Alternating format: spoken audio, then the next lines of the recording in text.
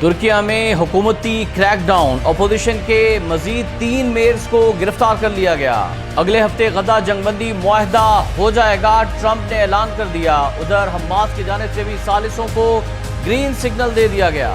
Gaza cease fire نکات کیا؟ Yahoo کی آرمی چیف سے شدید جھڑپ ہو گئی۔ برطانیہ میں نئی پابندیاں۔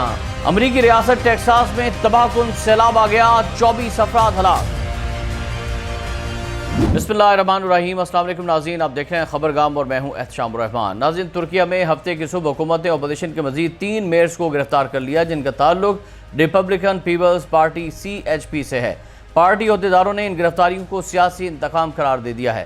فرانسیسی خبرساں ادارے AFP کے مطابق گرفتاریوں کا تعلق مبینہ کرپشن کے ایک مقدمے سے ہے، جس کے نتیجے میں مارچ میں استنبول کے طاقتور اپوزیشن میئر اکرام امام اوغلو کو بھی عہدے سے ہٹا دیا گیا تھا، اور ان کی گرفتاری نے ملک بھر میں بڑے مظاہروں کو جنم دیا تھا، جو کہ 2013 کے بعد سب سے بڑا عوامی احتجاج قرار دیا جا رہا تھا۔ اکرام امام اوغلو صدر طیب اردوان کے سب سے بڑے سیاسی حریف سمجھے جاتے ہیں، اور سن 2028 کے صدارتی انتخابات میں CHP کے امیدوار بھی ہیں۔ اسی ہفتے پولیس نے ازمیر، جو کہ اپوزیشن کا مضبوط گڑھ ہے اور ترکیہ کا تیسرا بڑا شہر بھی ہے، وہاں مبینہ کرپشن کے الزامات کے تحت 120 سے زائد افراد کو گرفتار کیا تھا۔ تازہ گرفتار ہونے والے میئرز کا تعلق ترکیہ کے جنوبی علاقوں سے ہے۔ آدانہ شہر کے میئر زیدان کارالار، سیاحتی شہر انطالیہ کے میئر مہیتین بوچیک اور جنوب مشرقی شہر آدی یامان کے میئر عبدالرحمن تودیری کو گرفتار کر لیا گیا ہے۔ انقرہ کے اپوزیشن میئر منصور یاوش نے social media platform X پر لکھا کہ ایسے نظام میں جہاں قانون سیاست کے مطابق جھکتا اور مڑتا ہو، جہاں انصاف کچھ کے لیے ہو اور کچھ کے لیے نہیں، وہاں ہم سے قانون کی حکمرانی پر یقین رکھنے یا انصاف پر بھروسہ کرنے کی توقع نہ رکھی جائے۔ ہم ناانصافی، قانون شکنی اور سیاسی کارروائیوں کے سامنے جھکیں گے نہیں۔ ترکیہ کی پارلیمان کی تیسری بڑی جماعت پرو کردش DEM پارٹی نے بھی ان گرفتاریوں کی شدید مذمت کر دی ہے۔ DEM پارٹی کی شریک صدر طلائع حاتمو غولاری نے لکھا کہ منتخب نمائندوں کا یہ استحصال بند ہونا چاہیے، اور عوام کے ووٹ کے فیصلے کا احترام نہ کرنا اور ان کی مرضی کو نہ ماننا ترکیہ کے معاشرے میں گہرے شگاف پیدا کر رہا ہے۔ ان کی جانب سے یہ بھی کہا گیا کہ یہ کارروائیاں کسی حل کی جانب نہیں بلکہ جمہوری ترکیہ کی راہ میں رکاوٹ ہیں۔ DEM پارٹی نے حالیہ مہینوں میں اردوان کی حکومت کے ساتھ مل کر دہائیوں پر محیط کرد تنازع کو ختم کرنے کی کوششیں کی ہیں۔ ان کوششوں کے نتیجے میں مئی میں کردوں کے جنگجوؤں نے مسلح جدوجہد ختم کرنے کا اعلان کیا تھا، جو کہ ایک ایسا تنازع تھا جس میں 40,000 سے زائد جانیں ضائع ہو چکی تھی۔ ناظرین، ہفتے کو ہونے والی گرفتاریوں کے ساتھ ساتھ CHP کے خلاف قانونی کارروائیوں کا ایک نیا سلسلہ بھی شروع ہو چکا ہے، اور پیر کے روز انقرہ کی ایک عدالت نے پارٹی کے 2023 کے لیڈرشپ پرائمری الیکشن میں مبینہ ووٹ خریدنے کے الزامات پر کیس کی سماعت شروع کر دی ہے، جس کے نتیجے میں CHP کے مقبول رہنما اوزگور اوزال کی قیادت بھی چیلنج ہو سکتی ہے۔ اوزال مارچ کے احتجاجی مظاہروں میں اہم کردار ادا کرنے کے بعد ابھر کر سامنے آئے تھے۔ انادولو نیوز ایجنسی کے مطابق آدانہ اور آدی یامان کے میئرز کا تعلق استنبول کے پبلک پروسیکیوٹرز کے ایک کیس سے ہے، جس میں مبینہ ٹینڈرز، دھاندلی اور رشوت کے الزامات شامل ہیں۔ اسی کیس کے تحت استنبول کے بویوک چکمیجے ضلع کے ڈپٹی میئر ہیں احمد شاہین، ان کو بھی گرفتار کیا گیا ہے۔ ترکیہ کا اخبار ہے برگون، اس کے مطابق انطالیہ کے میئر کے خلاف ایک علیحدہ مقدمہ انطالیہ کے پروسیکیوٹر کی جانب سے شروع کیا گیا ہے، جس میں رشوت کے الزامات شامل ہیں، اور ان کے بیٹے کو بھی گرفتار کر لیا گیا ہے۔ تو ناظرین، یہ کارروائیاں ہو رہی ہیں ترکیہ کے اندر طیب اردوان کی حکومت کی جانب سے، جس پر اپوزیشن کا کہنا ہے کہ انہیں انتقام کا نشانہ طیب اردوان کی جانب سے بنایا جا رہا ہے۔ دوسری جانب امریکی صدر ڈونلڈ ٹرمپ نے آئندہ ہفتے غزہ معاہدے سے متعلق امید ظاہر کی ہے۔ واشنگٹن میں صحافیوں سے گفتگو کرتے ہوئے امریکی صدر نے حماس کے مذاکرات سے متعلق بیان کا خیر مقدم کر دیا ہے۔ ٹرمپ نے کہا کہ آئندہ ہفتے غزہ معاہدہ ہو سکتا ہے، غزہ سے متعلق بہت کچھ کرنا ہے اور غزہ میں بہت سی امداد بھیج رہے ہیں۔ امریکی صدر کا کہنا تھا کہ اسرائیلی وزیراعظم سے ایران سے متعلق بات کروں گا، اور ایران کا جوہری پروگرام مکمل ختم کر دیا ہے، لیکن ایران اسے دوبارہ شروع کر سکتا ہے۔ انہوں نے مزید کہا کہ ٹیرف معاملے پر 12 ممالک کو خطوط پر دستخط کر دیے ہیں۔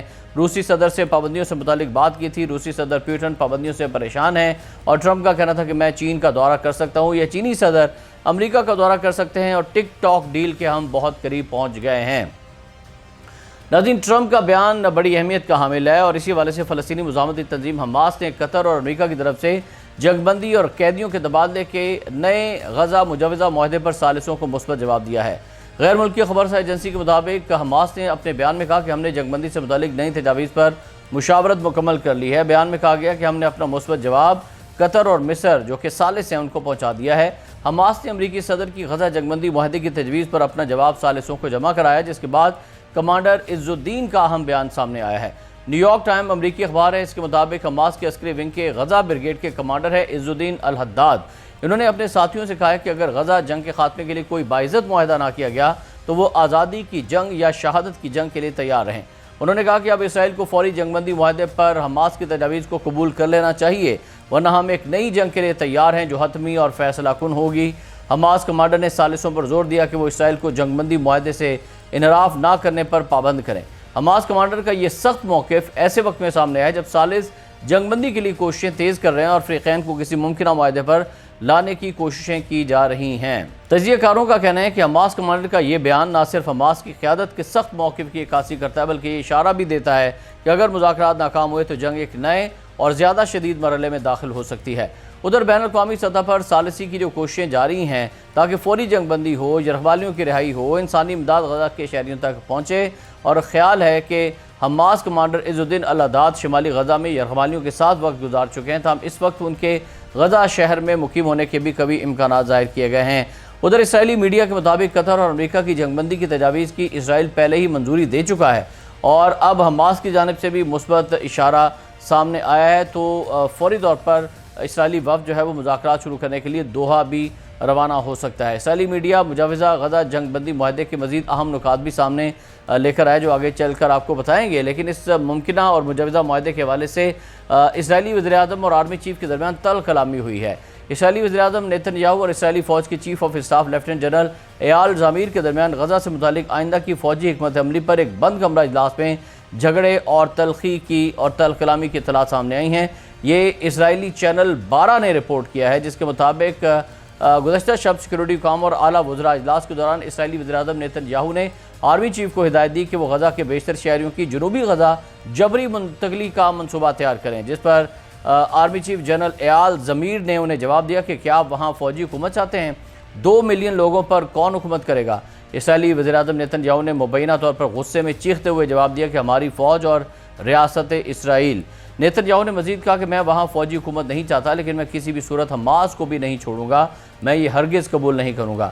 اجلاس میں اسرائیلی وزیراعظم کا موقف تھا کہ اگر فلسطینیوں کو جنوبی غزہ میں نہ دھکیلا گیا تو پھر ہمیں پورے غزہ پر قبضہ کرنا پڑے گا، اور اس میں وہ علاقے بھی شامل ہیں جہاں اب تک فوجی کارروائی یرغمالیوں کو نقصان کے خدشے کی وجہ سے نہیں کی گئی۔ نیتن یاہو کا مزید کہنا تھا کہ اگر انخلاء کا منصوبہ نہ بنایا گیا تو ہمیں پورے غزہ پر قبضہ کرنا ہوگا، جس کا مطلب ہوگا یرغمالیوں کی ہلاکت، اور میں یہ نہیں چاہتا، نہ ہی میں اس پر تیار ہوں۔ اس کے جواب میں آرمی چیف زامیر نے خبردار کیا نیتن یاہو کو کہ ہمیں اس پر مزید بات کرنی ہوگی، اس پر کوئی اتفاق نہیں ہوا۔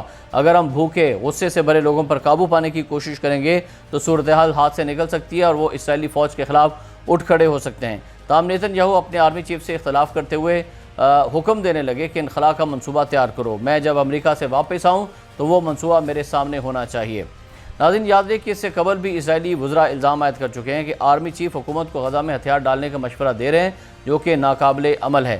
اسرائیلی میڈیا کا کہنا ہے کہ امریکہ چاہتا ہے کہ اگلے ہفتے نیتن یاہو کے دورہ واشنگٹن میں جنگ بندی کا اعلان ہو جائے، اور ڈونلڈ ٹرمپ ذاتی طور پر حماس کو اس بات کی ضمانت دیں گے اور خود اعلان بھی کریں گے۔ اور یہ بھی واضح ہے کہ امریکی صدر ٹرمپ نے بھی دعویٰ کیا تھا کہ اسرائیل نے غزہ میں 60 روزہ جنگ بندی کو حتمی شکل دینے کے لیے شرائط سے اتفاق کر لیا ہے، اور ٹرمپ کے مطابق 60 روز کے دوران جنگ کے خاتمے کے لیے تمام پارٹیز کے ساتھ مل کر کام کریں گے، جبکہ قطر اور مصر کے حکام حتمی تجاویز پیش کریں گے۔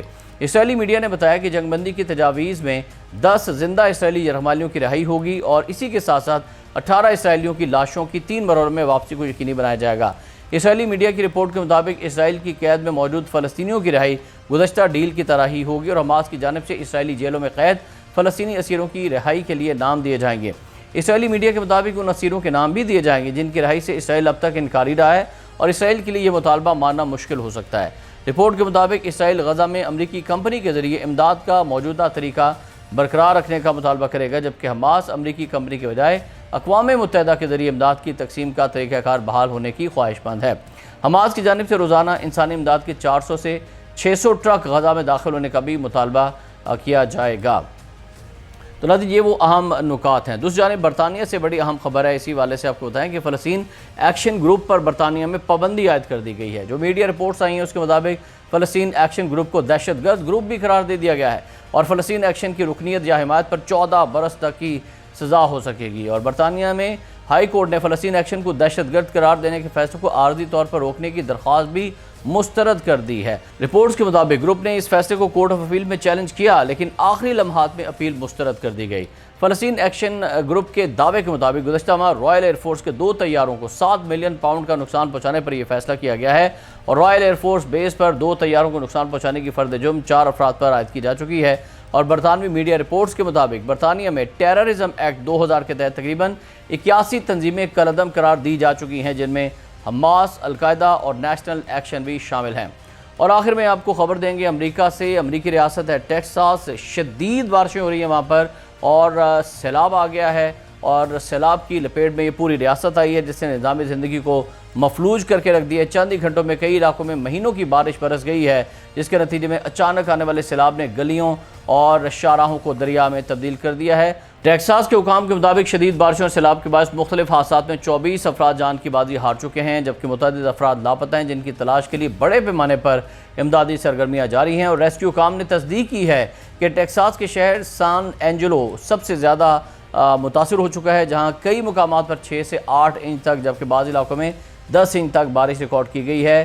اور سڑکوں پر کئی فٹ پانی جمع ہونے کے باعث ٹیکساس کا ٹریفک کا نظام درم برم ہو چکا ہے، لوگ گھروں میں محصور ہو گئے ہیں اور ٹیکساس کے ریاستی حکام نے سیلاب زدہ علاقوں میں سرچ اینڈ ریسکیو آپریشن تیز کر دیے ہیں، جن میں 100 فوجی اہلکار حصہ لے رہے ہیں تاکہ لاپتہ افراد کو تلاش کیا جا سکے، متاثرہ افراد کو محفوظ مقامات تک منتقل کیا جا سکے۔ اور ٹیکساس ریاست کے حکام کا یہ کہنا ہے کہ مسلسل بارشوں اور شدید موسم کے باعث مزید سیلابی صورتحال پیدا ہونے کا خدشہ ہے، اس لیے عوام کو محتاط رہنے اور غیر ضروری نقل و حرکت سے گریز کرنے کی ہدایت جاری کی گئی ہیں تاکہ مزید جانی نقصان سے بچا جا سکے۔